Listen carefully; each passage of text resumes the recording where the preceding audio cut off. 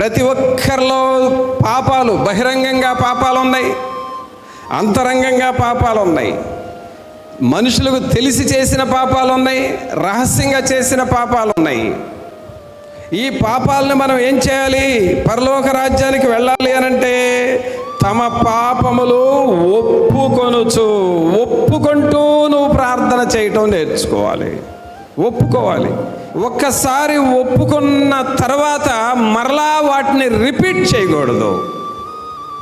నీ పాపాలు మారు మనసు పొందటం కోసం ఒప్పుకున్నావనుకో, మరలా ప్రార్థనలో తగ్గిన తర్వాత వాక్యం చదవకపోతే, సంఘంలో కలుసుకోకపోతే మరలా ఆ పాత స్వభావం, పాత పాపాలు గుర్తొస్తావంటే అవి నిన్ను ఈడ్చుకొని వెళతాయి.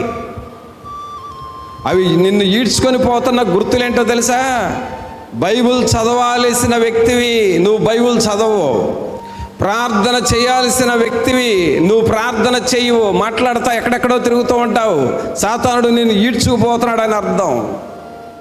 ఆ తర్వాత ఇలాంటి వారి చేత ఒప్పుకున్న పాపాలు చేపిస్తూ ఉంటాడు.